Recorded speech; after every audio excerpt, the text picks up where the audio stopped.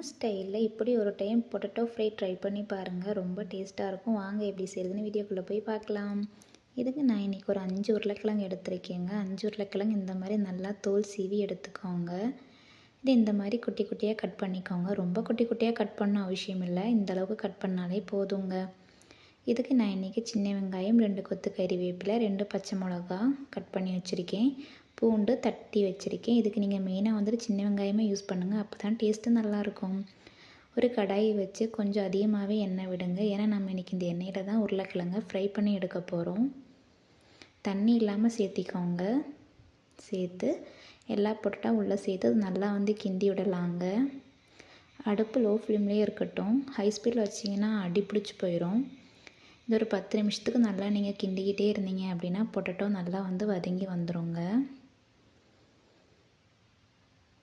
இப்போ இந்த அளவுக்கு நல்லா வதக்கி எடுத்துக்கோங்க.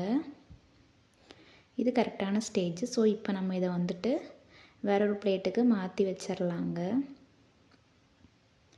வேறொரு பிளேட்டுக்கு மாற்றியாச்சு. இப்போ நான் அதே கடாயை வாஷ் பண்ணிவிட்டு அதே கடாயை தாங்க யூஸ் பண்ண போகிறேன். கடாயை அடுப்பில் வச்சுட்டு தேவையான அளவு எண்ணெய் விட்டுக்கோங்க. இது கூட கடுகு, உளுந்தம்பருப்பு, வடைப்பருப்பு எல்லாமே சேர்த்திக்கோங்க. நான் உளுந்தம்பருப்பு போடலை. சின்ன வெங்காயம் போட்டு நல்லா ஒரு 2 நிமிஷத்துக்கு நல்லா வதக்கி விடுங்க. இப்போ இது கூடயே நம்ம கறிவேப்பிலை, பச்சை மிளகா, பூண்டு தட்டி வச்சுருக்கோம்ல, அதையும் நம்ம இது கூட சேர்த்து நல்லா வதக்கிக்கலாங்க.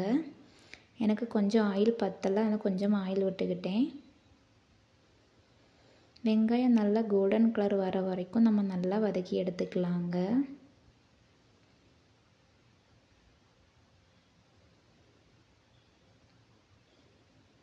இது கூட கொஞ்சமாக உப்பு போட்டு வதக்கிக்கோங்க.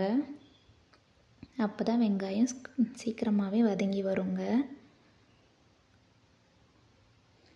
இப்போ இந்தளவுக்கு நல்லா வதங்கி வந்துருச்சு இல்லைங்களா? இது கரெக்டான ஸ்டேஜுங்க. இப்போ நம்ம இது கூட நம்ம பொரிச்சு வச்சுருக்கோம்ல பொட்டேட்டோ, ஸோ நம்ம அதையும் இது கூட சேர்த்திக்கலாங்க. இதையும் சேர்த்து இப்போ நல்லா கிண்டி விடுங்க.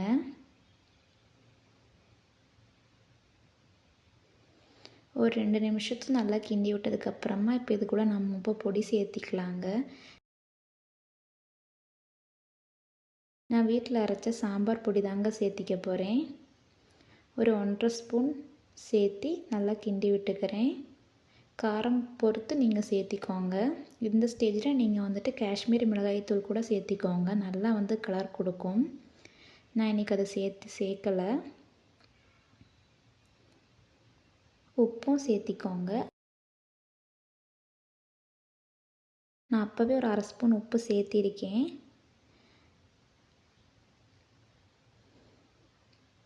இப்போ இந்த ஸ்டேஜில் நான் கொஞ்சமாக உப்பு சேர்த்திக்கிறேன். உப்பும் கொஞ்சமாக சாம்பார் பொடி இன்னொரு 1/2 ஸ்பூன் சேர்த்திக்கிட்டேன். மொத்தமாகவே நான் இதுக்கு 2 ஸ்பூன் சாம்பார் பொடி சேர்த்திருக்கேன். சேர்த்து நல்லா கிண்டிக்கிட்டே இருங்க. 2 நிமிஷத்துக்கு ஒரு டைம் கிண்டிக்கிட்டே இருங்க. நல்லா வதங்கி வரட்டும். இப்போ இந்தளவுக்கு நல்லா வதங்கி வந்துருச்சு பார்த்திங்களா? அந்த வெங்காயம்லாம் நல்லா மசிஞ்சு நல்லா வதங்கி வந்துருச்சு. ஒன்றுக்கு ஒன்று ஒட்டாமல் எவ்வளோ உதிரி உதிரியாக வந்திருக்கு பார்த்திங்களா? அவ்வளோதாங்க, நம்ம பொட்டேட்டோ ஃப்ரை ரெடி ஆயிடுச்சு.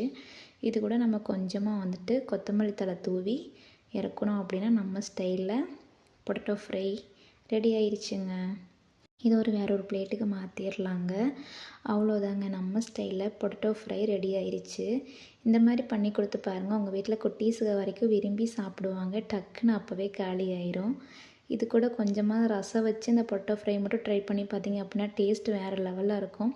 கண்டிப்பாக ட்ரை பண்ணி பார்த்துட்டு எப்படி வந்துச்சுன்னு கமெண்ட் பாக்ஸில் கமெண்ட் பண்ணுங்கள். Bye friends.